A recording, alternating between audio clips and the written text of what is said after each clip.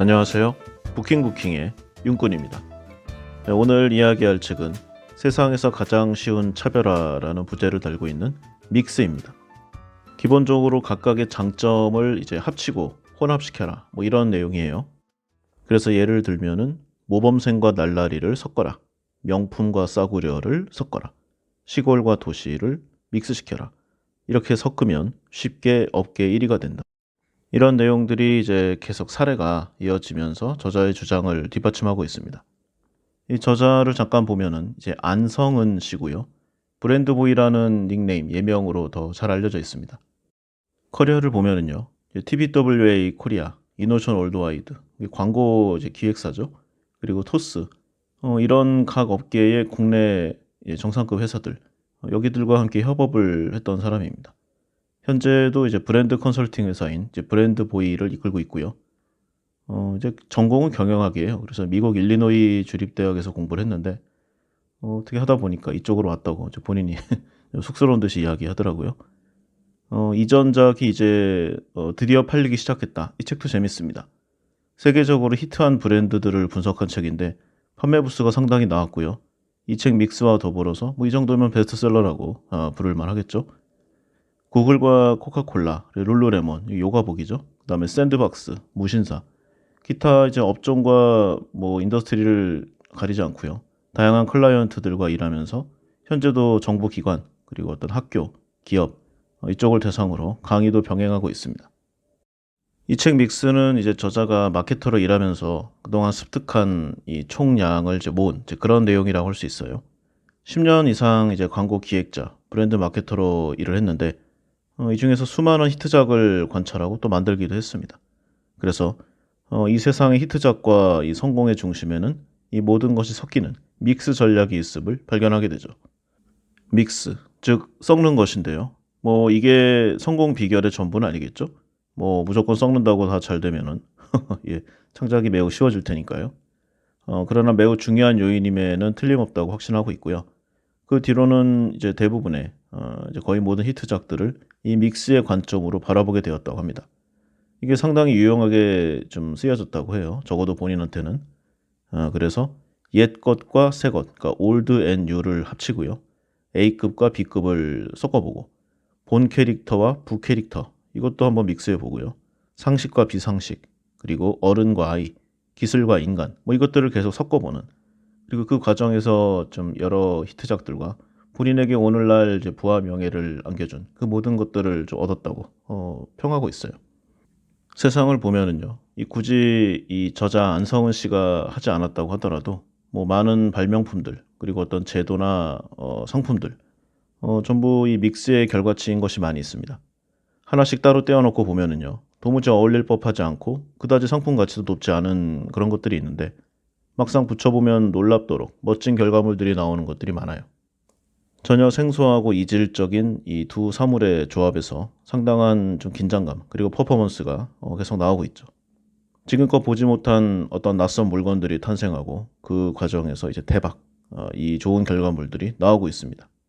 그렇게 또 새롭게 최초가 되고 차별화를 이루고 여기에 열광하는 이제 팬들이 만들어지고 이게 선순환이 이어지며 이제 성공의 길로 가는 거겠죠? 그리고 이렇게 만들어진 것은 또 누군가에게 믹스의 재료가 되고 그렇게 세상은 발전한다. 저자의 가치관이라고 생각됩니다.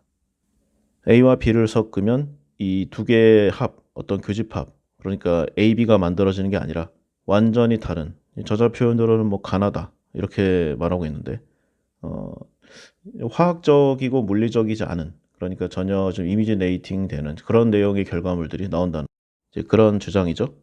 하늘 아래 원래 완전히 새로운 것은 없다고들 하는데 이 말을 바꿔 말하면은 아무런 영향도 받지 않은 순수한 이 오리지널한 독창성은 존재하지 않는다. 이렇게도 표현할 수 있을 것입니다. 그래서 인간의 창조 행위는 세상에 이미 존재하는 것들을 믹스하는 것인데 물론 제대로 섞어야 한다는 그런 전제 조건을 달고 있습니다. 새롭게 만들어진 어떤 물건, 어떠한 가치관, 그러니까 그 컬러가 사람을 끄는 힘이 있어야 한다. 여기가 이제 중심이 되겠죠. 그래서 다른 사람들의 감정을 이끌어내는 그리고 동의를 얻어내는 이 공감이 중요하다고 말하고 있습니다. 섞어서 새로움과 다름을 표현해내되 반드시 공감할 수 있도록 해야 한다. 새롭게 탄생되는 변종들의 이 마음을 사로잡고 공감을 끌어내는 영리한 믹스의 사례들, 이것들을 모두 묶어서 이 믹스 책으로 구성한 그런 내용입니다. 그 사례들을 보면은요, 사실 이 책 내용이 이 사례들을 계속 풀어내는, 그리고 주로 이제 광고계의 내용들이 많은데 이 업계에서 성공한 내용들을 좀 상세하게 이야기해주는 그런 식으로 전개하고 있어요. 그래서 몇 개 좀 보면은요, 먼저 모노클 잡지 이야기가 나옵니다. 이 모노클이라고 하면은 이제 2007년에 영국에서 탄생한 잡지인데 타이틀이 이제 성공한 남자들, 비즈니스계에서 상위 1% 이내에 소위 말하는 이제 리치 가이들, 이런 사람들을 타겟으로 한 그런 잡지입니다. 저도 이 잡지를 좀 봤는데 여기에 들어가는 광고 자체가 뭐 상당히 차원을 달리합니다. 예를 들어 시계 같은 경우에는 뭐 좀 싸게는 한 몇천만 원대부터 비싸게는 몇십억까지, 기타 구두나 뭐 정장, 기타 여러 가지 것들이 다 이에 비례해요. 최상위 계층을 타겟으로 한 건데 당연히 부수도 많지 않습니다. 그러나 업계에서 이제 리딩하는 그 영향력 최고 레벨이죠. 각 분야에서 경쟁하는 회사들이 다 있습니다. 뭐 예를 들어서 이코노미스트, 타임, 뉴스위크, 이런 쪽은 이제 경제, 경영, 그리고 정치, 국제, 이런 포커싱을 하고 있는 잡지들이잖아요. 근데 여기에 더해서 남성 패션 잡지, GQ, 이런 쪽과도 경쟁하는 복합적인 성격을 가지고 있습니다. 참고로 모노클이 이제 한 10만 부 정도가 판매돼요. 한번 발간될 때마다. 그리고 모노클 숍에서 아주 성황리에 오프라인으로 판매되고 있습니다. 요즘 같은 세상에 좀 드문 일이죠. 그래서 모노클의 가치가 이제 몇억 달러에 이른다는 그런 평가 지표도 있어요. 바로 이 모노클의 성공에 믹스가 있다고 저자는 이야기하고 있는 거죠. 최초에 이제 창간은 원래 종문 기자 출신이 이제 했는데요. 상당히 좀 독특한 사람이었다고 합니다. 소위 말해서 괴짜인데 다만 그 눈썰미가 상당히 뛰어났다고 해요. 뭐 기자니까 대부분 그렇다고 할 수 있지만 다른 기자들은 이렇게 못하잖아요. 근데 이 사람이 어느 날 이제 공항에 갔는데 상당히 괜찮은 이제 비즈니스맨의 전형 같은, 딱 봐도 성공한 것 같이 보이는 이제 최상위 엘리트 계층의 어떤 멋있는 남자가 잡지 두 권을 보고 있는 것을 본 거예요. 한 권은 이코노미스트, 또 한 권은 GQ죠. 하나는 이제 경제 잡지고 하나는 패션 잡지, 라이프스타일 잡지라고 할 수 있는데 이 두 개가 좀 성격이 다르잖아요. 그때 이 사람의 뇌리를 번개같이 스친 게 이 두 개를 합쳐보자. 바로 이런 거죠.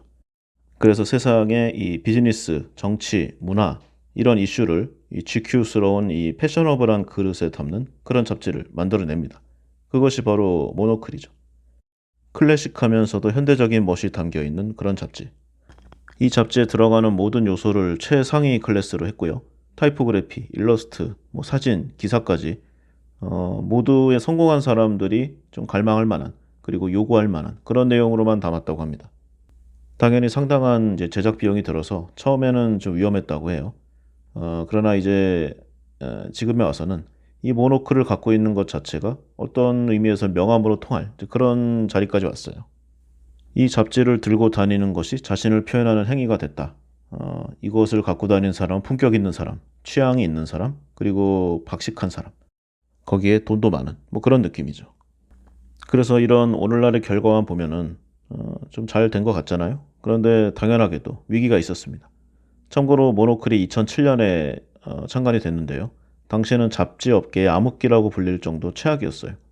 일단은 서브프라임 모기지가 일어났던 해잖아요. 2007년, 2008년. 그리고 애플의 아이폰이 처음 세상에 나온 해. 그러니까 이 애플의 아이폰이 어떤 좀 기사를 보기에도 편해요. 그러니까 잡지의 종말이 일어날 거다. 그런 얘기도 많았습니다. 인쇄 매체의 이제 사라짐. 그래서 광고주들이 잡지 예산을 디지털로 많이 옮겼습니다. 그 결과로 2007년 한 해에만 미국에서 약 600여 개의 잡지가 폐간됐어요. 예를 들어서 우리가 알만한 이 리더스 다이제스트, 그리고 그 유명한 플레이보이 이런 본능적인 좀 요소를 갈구하는 그런 잡지까지 폐간이 될 정도면 뭐 좀 많이 어려웠던 때잖아요. 물론 이 플레이보이는 한참 뒤에 폐간했지만 이때부터 경영 악화가 시작됐습니다.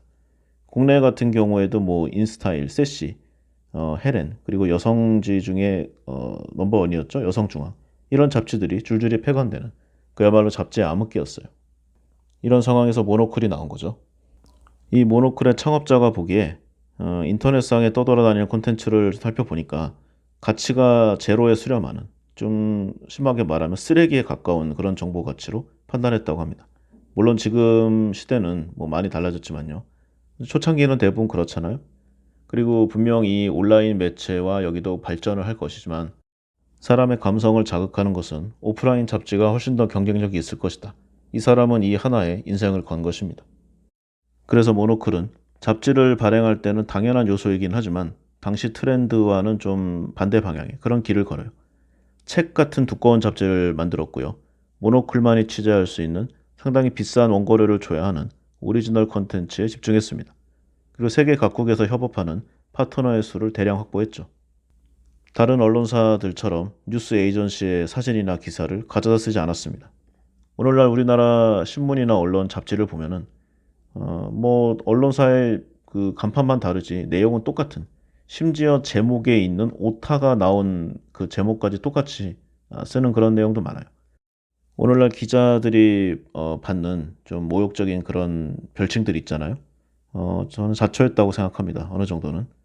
어쨌든 이 모노클은 직접 찍은 사진과 아주 고액의 비용을 들여서 만든 오리지널 기사만 쓰는, 한마디로 타협을 하지 않는 장인 정신을 발휘합니다. 그리고 이렇게 정성스럽고 완벽하게 잡지를 만든 다음에 당연하게도 독자들에게 비싼 대가를 요구했습니다. 모노클은 지금까지 한 번도 무료 배포를 하지 않았고요. 심지어 정기 구독자에게는 돈을 더 받고 있다고 합니다. 다른 잡지들은 보통 정기 구독을 하면은 구독료를 많이 깎아주거나 아니면 뭐 부록을 주거나 뭐라도 있잖아요. 근데 모노클은 좀 반대되는 경향을 가진 거죠. 그러니까 우리 잡지를 사려면은 당신이 매달 또는 뭐 몇 주에 한 번씩 가서 직접 사야 된다. 그런데 그게 귀찮다면은 우리가 당신에게 보내주되 돈을 더 받겠다. 뭐 이런 겁니다. 오늘날의 경제 기준으로 보면 어이없는 건데 이게 또 먹혔어요. 옛날 그 유니클로를 설립한 야나이 다다시 회장이 이런 말을 한 적이 있습니다. 세상에 사양 산업은 없다. 오직 사양 기업만이 있을 뿐이다. 이 모노클이 바로 이러한 말을 잘 지킨, 그리고 어떤 표본이 아닐까 이런 생각을 해봤습니다. 참고로 좀 비교를 해보면은요. 이 모노클의 정기 구독자 수가 한 2만 명 정도라고 합니다. 상당히 적다고 할 수 있죠. 전 세계를 타겟으로 하고 있는데. 그런데 숫자보다 더 중요한 게 이 모노클을 읽는 2만 명의 정기 구독자와 한 번 발매할 때의 이 10만 부 정도. 과연 타겟이 누구냐는 거죠. 조사를 해본 결과 이들은 전 세계 상위 1% 이내의 핵심 인사들, 셀럽들, 부유층 이런 사람으로 나타났습니다. 세계를 전용기로 돌아다니면서 돈을 쓰는 자본가들이죠.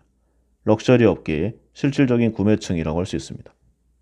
그리고 구매층이면서 해당 기업이나 아니면 관공서, 뭐 정부 기관, 업체 여기에 결정권자이기도 합니다. 모노클의 힘이 바로 여기에서 나온다고 할 수 있죠. 잡지사와 광고주의 갑을 관계가 완전히 뒤집어지는 그런 역학관계가 나옵니다. 예를 들어서 이제 프라다나 롤렉스, 구찌, 뭐 콘스탄틴, 바쉐론 전 세계 최상위층의 럭셔리 브랜드들이잖아요. 여기에 이제 이런 회사들이 모노클의 광고를 집행하려고 아주 목을 맵니다. 우리나라 삼성전자 같은 경우에도 이제 100만 달러를 개별적으로 지불하고 애드버토리어를 이제 별도로 만들었을 그런 정도예요. 심지어 이 모노클은 광고주를 거르기도 합니다. 그러니까 돈을 아무리 많이 줘도 기사나 광고를 싣지 않는 거죠. 예를 들어서 독재 국가의 독재자들, 평판이 좋지 않은 브랜드, 그리고 아주 악행 산업들, 예를 들어 마약이나 술, 담배 이런 쪽은 이제 광고를 실어주지 않습니다. 대단한 회사죠. 결론적으로 가장 현대적인 기사들, 사진들, 그리고 클래시컬한 감성, 거기다가 최상위 계층의 어떤 셀럽의 느낌, 이 모든 것을 잘 섞은 모노클은 오늘날 우리에게 시사하는 바가 크다고 할 수 있겠습니다. 다음으로 나오는 것이 A급과 B급을 섞어라 이런 내용입니다. 타이틀은 나이든 명품 브랜드가 회춘하는 법. 업계에 이런 말이 있다고 합니다. 브랜드가 성공했느냐 아니냐의 척도 중에 하나가 짝퉁의 등장이다. 뭐 이런 말이죠. 짝퉁이라고 하면은 이제 가품인데요. 사실상 이제 모든 브랜드 메이커들이 아주 골머리를 앓는 악성 중의 악성 좀 상대입니다. 그런데 또 공교롭게도 이 짝퉁 악성 제품이 없는 브랜드는 또 뜬 게 아니에요. 왜냐면은 이 짝퉁 제품을 만드는 회사들도 나름 이제 정상적인 공정을 거쳐서 만들잖아요. 물론 브랜드를 입히는 것은 불법이지만 그러니까 고르고 고르는 겁니다. 그런데 이 사람들의 선고안이 엄청나다고 해요. 역시 생존 본능이 최고의 마케팅인가 뭐 이런 생각도 하게 됩니다. 예를 들어서 뭐 나이키가 이제 짝퉁이 나이스죠. 그리고 명품 브랜드 프라다는 구라다. 그리고 구찌는 원래는 GUCCI인데 이 G를 숫자 9로 바꿨어요. 그럼 뭐 구찌죠. 우리나라에서 똑같습니다. 그리고 퓨마, 세계적인 스포츠 브랜드인 이 퓨마는 유독 많은 짝퉁 제품을 생산한 브랜드로도 유명합니다. 예를 들어서 파마, 휴마, 그다음에 아크마, 예, 뭐 별의별 것들이 다 있습니다. 그래서 한 수십여 년간 오리지널 세계 명품 브랜드들이 소위 말하는 짝퉁 브랜드들 때문에 좀 많이 골머리를 앓는, 고통을 겪는 그런 시간들이 이어졌는데 그러다가 2017년 정도 되면은 아주 재밌는 일이 일어납니다. 이게 역전되는 거예요. 그러니까 짝퉁 브랜드는 아닌데 소위 이제 염가 브랜드를 세계 최고의 고가 브랜드가 이제 베끼는 거죠. 뎀나 바잘리아. 이 사람이 이제 발렌시아가를 이끄는 사람인데요. 이 사람이 이제 이케아의 장바구니. 그거 보통 보면은 이제 포장마차의 파란색 그런 내용들 있잖아요. 그 천으로 이제 가방을 만든 거예요. 쇼핑 가방. 이케아를 가보신 분들은 아시겠지만 뭐 그렇게 퀄리티가 좋진 않습니다. 그러나 이케아에 온 소비자들에게 원가에 가깝게 판매했기 때문에 그냥 비닐봉투를 나눠주는 거를 대체한 환경에도 좋고 그리고 일정 부분 계속 홍보 효과도 있고 여러 이런 걸 노린 거죠. 그래서 이 1달러도 안 되는 99센트짜리의 이케아의 장바구니 이게 프락타라고 하는데 이걸 카피한 것이 바로 발렌시아가의 캐리 슈퍼백입니다. 거의 똑같이 만들었어요. 가방의 소재만 폴리프로필렌에서 양가죽 또는 송아지 가죽으로 바꾸고 뭐 아주 약간만 수정을 했습니다. 그런데 이 진품 이 99센트짜리보다 2,000배 이상 비싼 2,150달러의 가격표가 붙어서 나왔습니다. 당시에 상당히 논란이 됐고요. 여기에 좀 당황했어요, 이케아가. 그래서 이케아의 프락타 백을 식별하는 법. 그러니까 우리는 저 발렌시아가와 다르다. 우리 것을 구별하는 것은 이런 것을 참고해라. 뭐 이렇게 나온 겁니다. 보통은 진품이 또는 고가품이 가품, 소위 말하는 짝퉁이나 아니면 싼 제품과 비교하는 그런 법을 알리지 못해서 안달이죠. 근데 이 상황이 역전된 겁니다. 세월이 많이 흐르고 상황이 많이 변했다는 그런 반증이 아닌가, 그런 사례가 아닌가 이런 생각을 해봐요. 그리고 기간은 약간 차이가 있지만 루이비통과 슈프림의 분쟁도 시사하는 바가 큽니다. 2000년 초반경에 이제 글로벌 브랜드 루이비통이요. 당시에 좀 떠오르고 있던 스트리트웨어 브랜드, 뭐 말이 좋아 스트리트웨어지 길거리죠. 슈프림과 법정 다툼을 한 적이 있습니다. 지금이야 슈프림이 이제 엄청난 브랜드가 됐지만 당시에는 좀 미비했어요. 이때 이제 패러디 문화에 익숙한 슈프림의 문화가 이 루이비통을 좀 잘못 건드린 겁니다. 여기에 모노그램 로고를 슈프림 로고와 섞어서 스케이트보드에 새겨서 발매를 한 거예요. 루이비통은 바로 슈프림을 고소했고 슈프림은 제품 생산을 중단했죠. 그런데 이때 루이비통이 잘못한 게 없음에도 욕을 많이 먹었습니다. 그리고 한참 시간이 흘렀습니다. 루이비통이 이제 세상의 모든 유행이 길거리에서 시작된다는 사실을 새롭게 알아냈어요. 그리고 이런 분야는 슈프림을 중심으로 돌아가고 이 슈프림이 최고다. 이런 결론을 내린 거죠.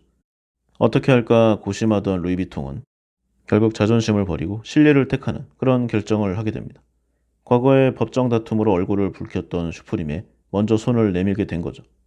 그렇게 전 세계 탑 랭커와 거리의 지배자가 새로운 콜라보 제품을 만들어냅니다. 전 세계적으로 엄청난 관심을 가져왔고요. 슈프림과 루이비통 매장 앞에는 그 어느 때보다 긴 줄이 들어서는 빅히트를 치게 됩니다. 30배 이상 치솟았다고 해요. 이 리셀 가격이. 그래서 특정 모델들의 제품 판매가 중단되는 일이 빈번했고요. 결국 이 콜라보가 슈프림과 루이비통 모두에게 두고두고 기억할 만한 성공 체험으로 돌아오게 됩니다. 그리고 몇 년 더 지나서 마침내 이 루이비통은 이 스트리트계의 이 신성, 버질 라블로라는 사람인데 되게 유명해요. 이 사람을 루이비통의 크리에이티브 디렉터로 임명하는 이런 일이 일어납니다. 이 사람이 이제 좀 길거리 출신이기도 하지만 패션을 전공하지도 않았고요. 결정적으로 흑인이에요. 뭐 세상은 인종차별이 공식적으로 없어졌다고 하지만 최상위 이제 귀족 브랜드들이라고 불리우는 여기서 흑인이 최고의 디렉터가 됐다. 이거는 이 업계에서는 있을 수가 없는 일이었습니다. 그래서 이 버질 아볼로는 A급 브랜드 루이비통의 거리의 문화를 계속 섞기 시작했고요. 그래서 한번 패션쇼가 열릴 때마다 이전에는 없었던 흑인 모델들이 대거 루이비통의 런웨이를 활보하는 그런 결과가 일어납니다. 결과는 또 대박. 결과적으로 이제 루이비통에게 버질 아볼로 디자이너의 영입은 신의 한 수가 됐죠. 손대는 컬렉션마다 메가히트, 미다스의 손으로 등극하게 됩니다. 루이비통의 입장에서 보면은 예전에 그 마크 제이콥스가 떠난 이후에 실로 오랜만에 뜨거운 디자이너 그리고 브랜드가 됐습니다. 이 버질 라볼로의 맹활약 덕분에 루이비통의 소유주죠 베르나르 아르노 회장 전 세계 2, 3위권 부호로 올라서는 그런 기염을 토하게 돼요. 그리고 마침내 여기에 모회사, 그러니까 루이비통의 모회사가 LVMH인데 이 버질 라볼로가 설립한 이 오프화이트의 지분 60%를 인수한다고 발표하게 됩니다. 그리고 그 다음에 LVMH는 이제 한번 재미를 봤으니까요. 또 다음 프로젝트로 일본 스트리트 패션계의 대부 니고를 다른 브랜드 겐조의 크리에이티브 책임자, 이 디렉터로 임명하게 됩니다. 참고로 이 니고가 버질 라볼로가 생전에 첫 손에 꼽은 멘토였어요. 이 버질 라볼로가 이제 죽었거든요. 너무 안타까운 일입니다. 이 버질 라볼로가 루이비통에 고용된 다음에 처음으로 찾은 콜라보 상대도 이제 니고였죠. 그래서 LVMH가 이제 각 브랜드를 이제 독립적으로 각 스트리트 브랜드 출신의 이 사람들에게 맡기는 혁신을 하게 돼요. 결과적으로 믹스의 성공이죠. 그래서 이 책에서는 한때 세상을 제패했던 과거의 A급 브랜드 이제는 실질이 따라주진 못하죠. 옛날만큼. 그리고 세상에 보면은 재능과 열정이 넘쳐나지만 소위 말하는 타이틀, 이 브랜드 네이밍이 없는 그런 신예들을 섞고 믹스해서 새로운 가치 창출을 해서 과거의 영광을 이어나가라. 과거의 영광을 뛰어넘어라. 이런 말을 해주고 있습니다. 여러모로 귀담아 들을 내용임에 틀림없다. 이런 생각이 들어요. 이런 부분이 이제 A급과 B급의 믹싱 그런 내용이고요. 또 파타고니아 내용이 있습니다. 그러니까 사기업과 NGO를 섞어라. 뭐 이런 내용인데요. 파타고니아 아시죠? 패션 브랜드. 이 파타고니아는 이 새로운 현대 시대에서 어떤 브랜드가 사랑받기 위해서는 물론 이익도 중요하지만 세계 전체 이 공공의 이익을 기업의 수익보다 앞서서 추구해야 함을 말하고 있습니다. 고객이 보기에 이 회사가 사기업인지 NGO인지 헷갈릴 정도는 되어야 한다는 게 여기 리더의 이 가치관이에요. 이렇게 파타고니아가 NGO 같은 사기업이 된 것은 이 창업자 이본 칠라드라는 사람 때문인데요. 원래 이 비즈니스를 할 생각이 전혀 없던 사람이었습니다. 어렸을 때는 뭐 공부나 기타 좀 해야 되는 그런 일들보다는 그냥 등산을 하는 그냥 산에서 사는 게 좋은 그런 자연인에 가까운 그런 사람이었다고 해요. 이런 취나드가 이제 등산 여행 비용을 마련하기 위해서 어쩔 수 없이 어떤 브랜드를 만든 다음에 좀 특정 제품들을 하나하나 늘려가다 보니까 이것이 뭉쳐진 것이 바로 파타고니아가 되었습니다. 그래서 이 파타고니아가 기업의 이윤 창출, 즉 돈벌이보다 다른 데 더 관심을 두게 된 것이 자연스러운 그 결과로 이어지게 된 거예요. 파타고니아는 해마다 매출액의 1%를 이 환경단체에 기부하고 있는데요. 이걸 이제 파타고니아는 지구세라고 부르고 있습니다. 우리 인간이 이 지구에서 이토록 해를 끼치고 살고 있는데 이 정도는 내야 된다. 뭐 이런 의미겠죠. 전 미국인이 쇼핑에 빠져 있는 추수감사절, 미국의 가장 큰 행사인데요. 여기서 파타고니아가 재킷을 사지 말고 고쳐 입어라. 이렇게 희한한 광고를 내기도 했습니다. 그리고 이 회사 제품이 또 재질이 좋기로 유명합니다. 이 창업자가 또 이런 부분에서 철저하다고 해요. 뭐 당연한 얘기겠지만. 그런데 미국의 이 월스트리트 금융회사 중에는 이 파타고니아의 베스트 재킷을 좋아하는 그런 회사들이 많다고 해요. 그래서 해마다 대량 구매를 계속 오더를 넣는데, 그러니까 자기 회사 로고를 여기 찍어서 직원들에게 나눠주는 거죠. 근데 환경에 해를 끼치는 세상 사람들에게 좀 악영향을 미치는 그런 월스트리트의 회사에는 파타고니아 베스트 재킷을 팔지 않겠다. 이런 선언을 한 적도 있습니다. 대단한 회사예요. 또 이제 다른 기업들은 좀 몸을 사리는 세상의 정치 이슈에도 아주 용기 있게 목소리를 내는 그런 회사입니다. 예를 들어서 가족계획연맹이라는 곳을 후원했는데요. 여기가 이제 안전한 임신 중절 수술을 지원하는 그러니까 낙태를 지원하는 비영리 단체예요. 여기를 좀 도와줬다가 기독교 이 단체들로부터 엄청난 비난을 받았습니다. 특히 미국이 여기서 이제 정치를 하려면은요 상하원 의원을 하거나 주지사를 하려면은 이 기독교 단체와 이 유대교 단체를 여기에 지원이 없으면 못 하거든요. 그러니까 이쪽과 척을 지지 않으려고 상당히 몸을 사리는 그런 정치인들이 많습니다. 뭐 불매 운동부터 시작해서 뭐 세무 조사를 하겠다, 기타 등등 엄청난 압력이 왔는데 이 후원 소식이 알려진 후에 이 파타고니아 콜센터의 항의가 정말 엄청났다고 해요. 그러자 이 파타고니아는 불평 불만의 전화 한 통이 걸려올 때마다 추가로 $5씩을 이 낙태를 지원하는 가족계획 연맹에 추가로 기부하겠다는 이 공중파 방송 이 성명을 발표해 버렸습니다. 그때부터 이 항의 전화가 뚝 끊겼다고 해요. 이 회사라는 어떤 타이틀을 떠나서 개인적으로 대단히 멋있는 사람이 아닌가 이런 생각을 해봅니다. 요즘에는 이런 좀 옛날 남자 같은 그런 전통적 쾌남들이 많이 없어졌죠. 어쨌든 파타고니아는 뭐 예를 들어 이 보수주의자들이나 뭐 기타 세상에 해를 끼치는 그런 사업을 영위하는 그런 회사들로부터 공격을 받는 것쯤은 전혀 개의치 않는 그런 문화를 갖고 있습니다. 신념을 지키기 위해서 고객을 잃는 것도 감수하고요. 매출이 떨어지는 것도 이해합니다. 그런데 좀 놀라운 사실이요. 파타고니아가 이제 이런저런 논쟁에 많이 휘말렸어요. 그것도 아주 좀 사회 복합적으로 연결돼 있는. 그런데 이럴 때도 매출이 그렇게 눈에 띄게 줄어든 적이 한 번도 없다고 합니다. 매번 잃는 고객보다 더 많은 새로운 고객을 얻었다는 거죠. 그래서 지금 이 NGO인지 사기업인지 헷갈리는 이 기업의 연매출이 10억 달러가 넘는 그런 상황입니다.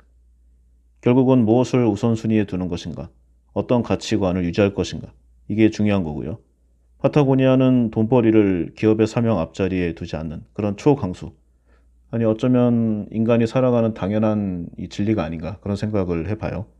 어쨌든 건강하게 자본을 얻으면서도 사회적 선을 추구하는 그런 양수겸장의 묘를 잘 발휘했습니다. 그렇게 세상의 사명과 비즈니스의 이익, 즉 믹스를 훌륭하게 이뤄낸 셈이죠. 그러면 우리나라 브랜드 하나 볼까요? 설립된 지 70년이 넘는 이 원조 백곰 이 브랜드, 곰표죠. 곰표는 아실 겁니다. 원래는 밀가루를 만드는 대한제분이라는 회사의 마스코트예요. 이름은 표곰이라고 하는데 이 표고미가 새겨진 곰표의 콜라보 제품이 히트 행진을 이어갔습니다. 지금은 이제 한창 때보다는 조금 떨어진 것 같은데 뭐 당분간은 이어질 것 같아요. 그래서 곰표 베이커리, 곰표 패딩, 곰표 팝콘, 뭐 곰표 문구 세트, 뭐 곰표 세제, 기타 뭐 대부분의 어떤 제품에 이 브랜드만 찍으면 새로운 어떤 브랜딩이 되는 놀라운 결과를 가져왔습니다. 그 중에서도 특히 곰표 밀맥주, 이 CU 편의점 같은 데서는 원래는 카스나 하이네켄 이런 브랜드들이 강자였잖아요. 이걸 다 밀어내고 전체 맥주 판매 순위 1위를 기록한 적이 있을 정도예요. 그런데 생각할수록 놀라운 일입니다. 이 곰표의 모회사 대한제분이라는 회사는 이 매출 대부분이 이제 B2B예요. 그러니까 기업 대 기업에서 매출이 발생하는 회사죠. 소비자가 잘 모릅니다. 또 회사 자체도 오랫동안 이 곰표 브랜드를 알리는데 적극적이지 않았어요.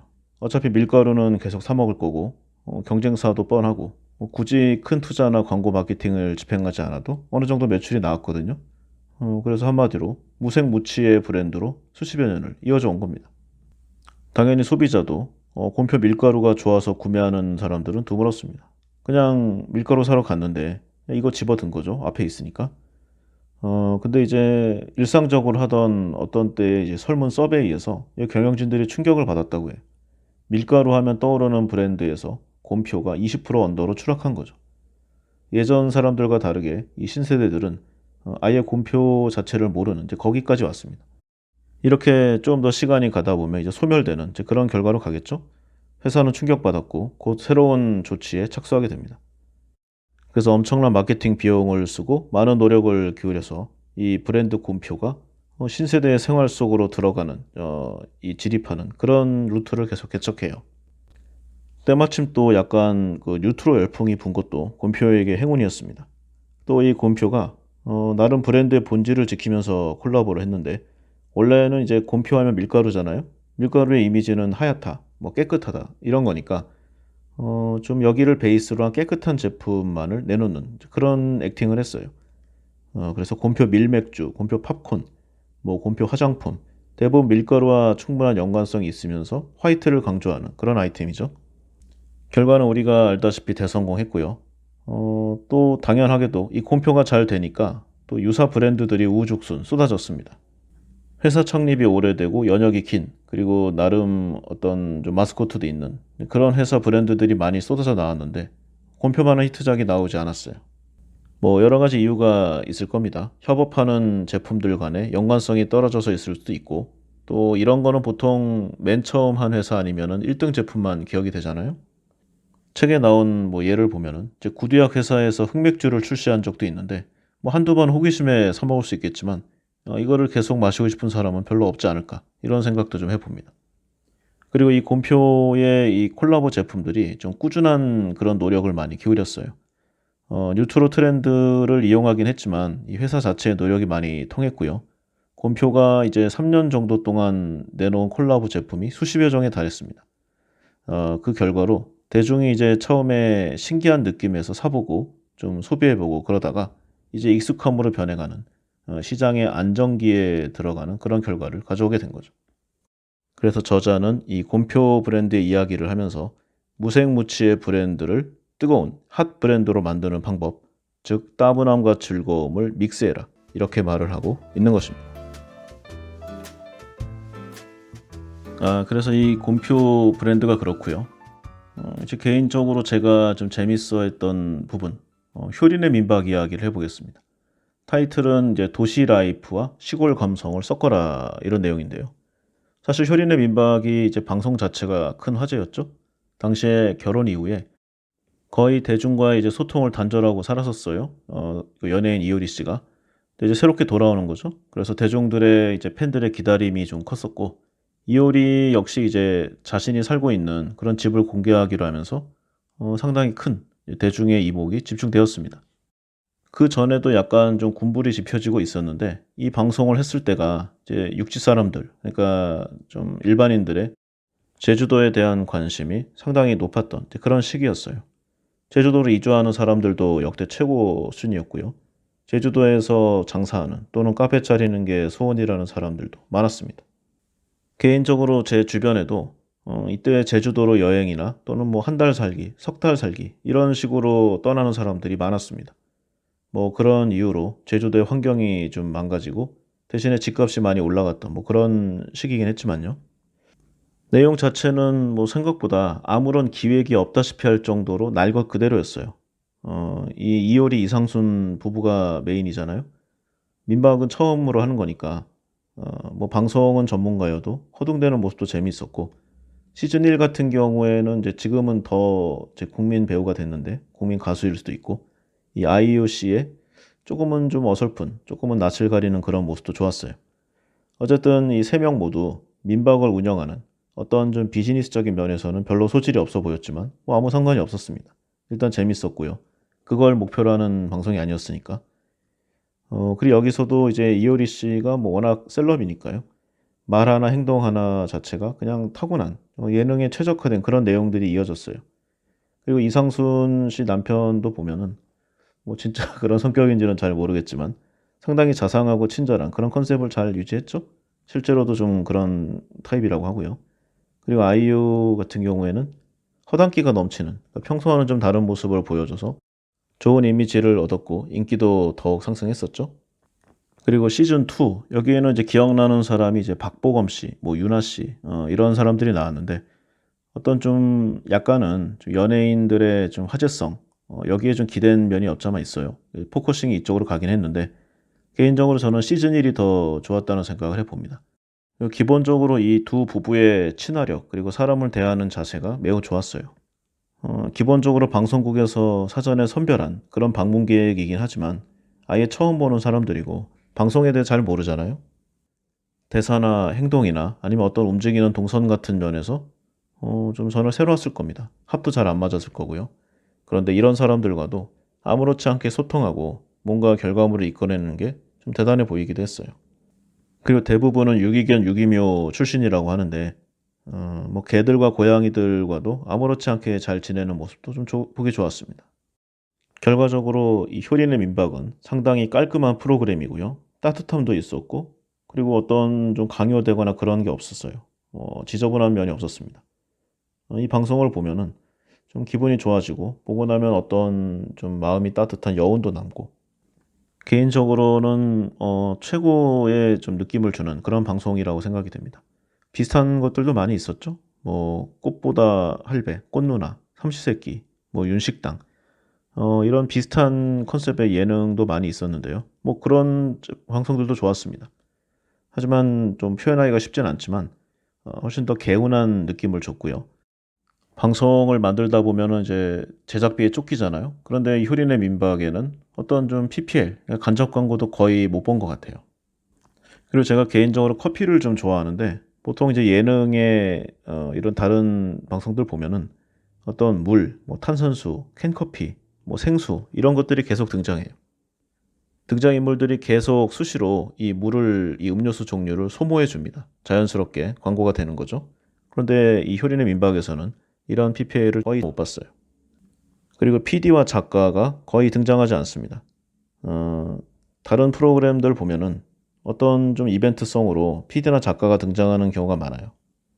물론 그 나름의 재미도 있고요. 트렌드가 되면서 이제 안 나오는 게 이상한 그런 분위기도 있습니다. 하지만 이들의 등장 자체가 리얼을 포장한 프로그램이 되기 어려움을 암시하기도 하겠죠. 그래서 이렇게 인위적이지 않고 물 흐르듯이 자연스럽게 만들어지는 도시 느낌 사람들의 시골 라이프. 이 모든 것들을 잘 담아서 믹스해서 잘 버무려냈기에 성공하지 않았나. 저자도 책 내용으로 이런 표현을 많이 했고요. 저도 상당 부분 공감하는 바입니다. 그리고 다음 믹스로 이제 모방과 창조가 있습니다. 이게 가장 좀 올드하면서도 가장 효과가 빠른 그리고 우리들 보통 사람들도 가장 잘 적용할 수 있는 내용이라고 설명하고 있어요. 예전에 이 스페인의 미술 황금기를 이끌었던 거장 벨라스케스라는 사람이 있습니다. 이 사람이 완성한 그림 중에 하나가 시녀들.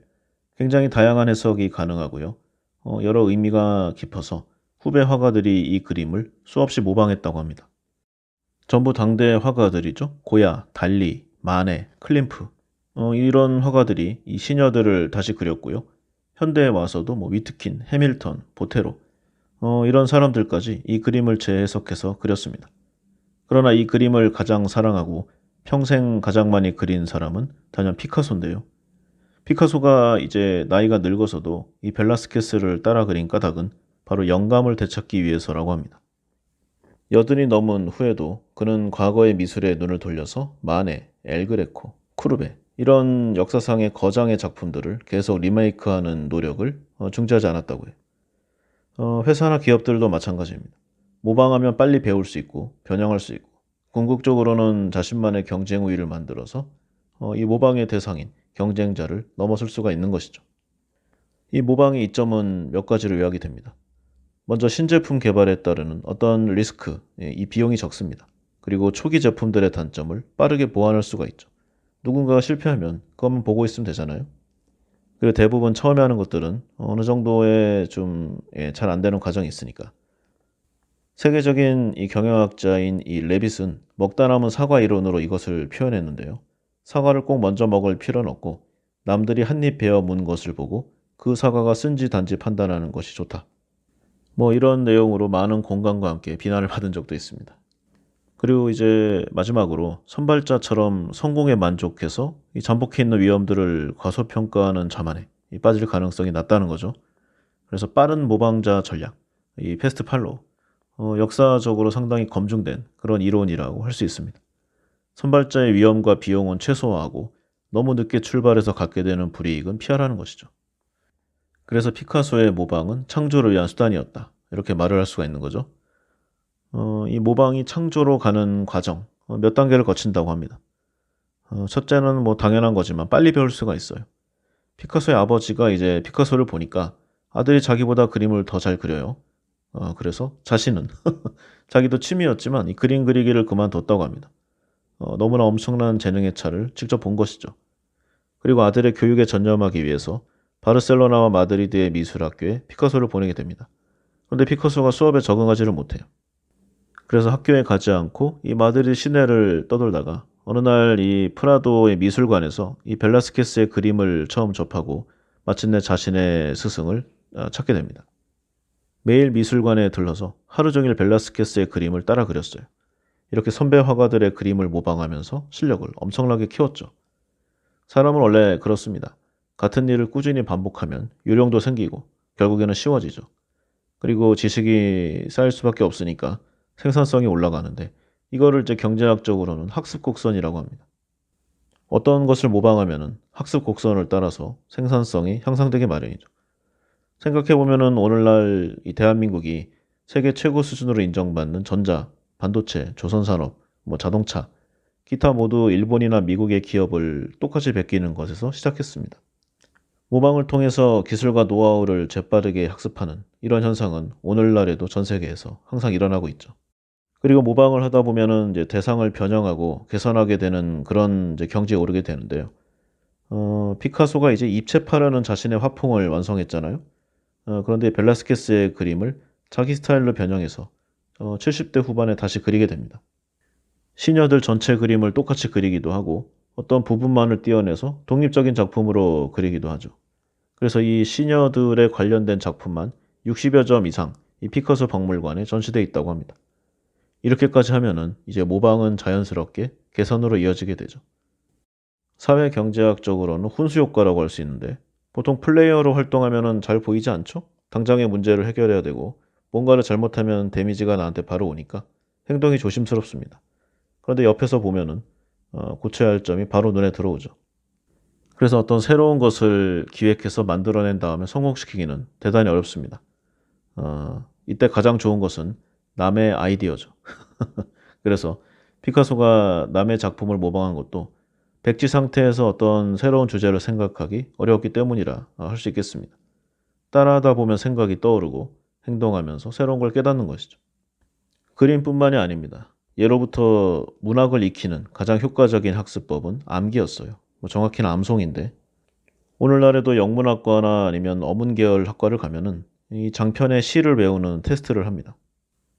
이때 단순히 어떤 단어를 외우는 데서 끝나지 않고요. 이 시의 흐름에 맞춰서 자연스럽게 암송하면 잘 이해한 것이고 악센트를 주어야 할 때 안 주거나 쉬어야 할 때 안 쉬면 점수가 깎이는 그런 평가 지표를 겪어요. 그래서 각 영역에서 이제 어느 정도 수준까지는 모방으로 가기는 하는데요. 그러나 이 모방을 할 때 특정 부분을 분석하는 것에 그치지 않고 전체를 모두 보게 하는 그런 훈련을 시킵니다. 특정 부분만 잘 하는 예를 들어서 뛰어난 평론가 중에는 위대한 작가가 나오지 않는다. 이런 문구가 아마 답이 되겠죠. 평론가는 문학을 분석하는 사람인데 나누어서 파트별로 분석하는 버릇이 생기면 전체를 아우르는 큰 창조를 할 수가 없습니다. 그래서 세계는 이 모방의 중요성을 항상 말을 하고 있고요. 피카소의 이야기를 좀 더 해보면은 이제 피카소가 이제 몽마르트 언덕에 정착을 했어요. 당시 미술계의 주류 인상파, 이 거장들의 작품을 계속 흡수하는 모방의 과정을 계속 거칩니다. 그래서 20대 초반에 이미 단순 모방에서 벗어나 자신만의 독특한 스타일을 만드는데 성공하죠. 이 시기가 이제 미술계에서는 청색 시대라고 하는데 주로 블루 컬러를 많이 사용했어요. 청색으로 알코올 중독자, 장님, 그다음에 이제 거린 이렇게 사회 하층에서 고통스러운 삶을 사는 사람들을 주로 그렸습니다. 그리고 이러한 경험을 바탕으로 26세에 아비뇽의 처녀들을 선보이면서 마침내 입체파를 완성하게 되죠. 그 누구도 생각하지 못한 그림을 창조하게 된 것입니다. 자, 그런데 이렇게 모방을 할 때도 좀 여러 가지 차이가 있습니다. 보통 이제 오마주와 패러디로 나뉠 수 있는데 패러디를 원작의 어설픈 모방이라고 하는 사람도 있습니다. 패러디가 저작권법상 이제 면책이 인정된다는 것이 이제 원작을 베낀다고 보는 쪽보다는 원작을 새롭게 재창조한다는 점에 무게중심을 둬야 한다. 이렇게 보는 거죠. 그리고 이 패러디와 함께 이야기되는 것이 바로 오마주입니다. 오마주라고 하면은 영화에서 이 존경의 표시로 다른 작품의 주요 장면이나 대사를 인용하는 것을 이렇게 말하는 용어예요. 영향을 받은 영화의 특정 장면을 자신의 영화에 응용하거나 존경하는 감독의 작품 어떤 장면을 자신의 영화 속에 삽입해서 존경을 표하는 특정한 어떤 감독의 스타일에 대한 오마주도 있습니다. 예를 들어 이 책에 나온 이제 쿠엔틴 타란티노 감독의 이야기. 미국의 이제 쿠엔틴 타란티노 감독이 할리우드에서 활동하는 홍콩의 영화 감독 이 오우삼의 작품을 보고 영화 감독의 꿈을 꾸었다고 합니다. 쿠엔틴 타란티노의 대표작이 이제 저수지의 개들인데 이 오우삼의 첩혈상웅에 나오는 권총 액션 장면을 각색해서 삽입했어요. 이게 대표적 오마주라고 할 수 있는 거죠. 그리고 패러디를 보면은 옛날 그 롯데리아인가요? 거기에 크랩버거 광고. 원래는 이제 어니스트 해밍웨이 작품이죠. 노인과 바다. 이걸 패러디한 내용입니다. 원작을 보면은 이제 노인이 어렵게 잡은 이제 큰 물고기를 상어에게 다 빼앗기고 이제 앙상한 뼈만 남은 고기를 배에 매달고 항구로 돌아오는 그런 내용이잖아요. 한마디로 상처뿐인 영광의 증거물이라고 할 수 있는데 뭐 그렇다고 이 노인이 어떤 전투나 아니면 세상과의 사투에서 졌다고는 할 수 없습니다. 어쩌면 인생의 희노애락을 넘어선 이 노인의 연륜이 짙게 묻어난다. 이렇게도 표현할 수가 있겠죠?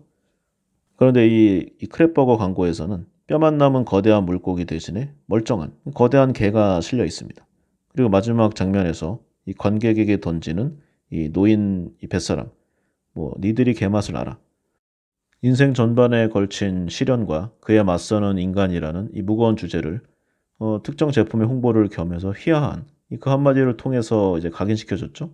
광고 효과도 컸고 이미지환 그 성과도 나름 컸다고 할 수 있겠습니다.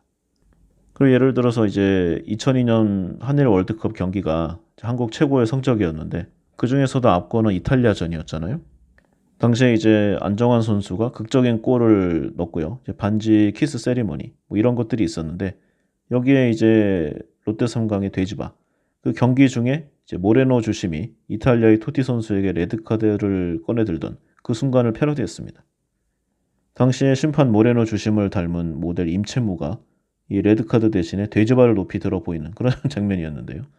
이 판정에 격렬하게 항의하는 선수들을 이 돼지바가 먹고 싶어서 나한테 달라고 강력하게 항의하는 것으로 바꿔놨습니다. 재미도 있었고요. 그 이후로도 저에게 많은 영감을 준 어떤 장면으로 기억되고 있습니다. 그래서 이 창작의 종착역은 결국 자기 것이 어떤 새로운 모방의 원작이 되는 것이라고 할 수 있는데요. 이 패러디가 제2의 창작이라는 것은 바로 이런 의미에서 하는 이야기다. 저는 이렇게 생각합니다. 결국 모방을 통해서 창조를 이뤄내야 하는 것이 의무이자 목적이 아닌가. 이 책은 그러한 요소를 말하고 있는 것이죠. 이 책에 또 한 가지 살아있는 사례로 나오고 있는 손정희. 일본의 뭐 전설적인 엄청난 투자가죠. 이 손정희가 근데 젊은 시절에 뜻은 컸지만 돈이 없었다고 합니다. 그런데 성공하고자 하는 열망은 그 누구보다 더 높았죠. 그런데 이 아이디어 뱅크라고 불리우는 손정희 씨도 이제 창작의 그런 능력이 떨어질 때가 있었다고 해요. 항상 번뜩이는 아이디어가 막 샘솟듯이 솟아오르기는 어렵잖아요. 그래서 이 사람이 이제 300여 개의 낱말 카드를 준비했다고 합니다. 그리고 그 중에서 매일같이 3개를 무작위로 뽑아서 섞었어요. 섞을 때마다 생각지도 못한 놀라운 것들이 탄생했다고 합니다. 손정희 씨는 이렇게 섞는 방법으로 1년 만에 250개의 사업 아이디어를 뽑아냈다고 말하고 있습니다. 오늘날은 그렇죠. 사람이든 물건이든 너무 많은 시대, 그리고 그만큼 비례해서 무한 경쟁의 시대, 이런 어려움에 처한 우리들의 좀 고단한 삶이 될 수도 있습니다. 이를 해결하기 위해 이 책의 저자는 말하고 있어요. 섞어라. 그러면 무궁무진한 아이디어를 만날 수 있고 결국 당신의 문제를 해결할 수 있을 것이다. 이렇게 말이죠. 세상에서 가장 쉬운 차별화, 믹스. 오늘 이야기는 여기까지 하도록 하겠습니다. 감사합니다.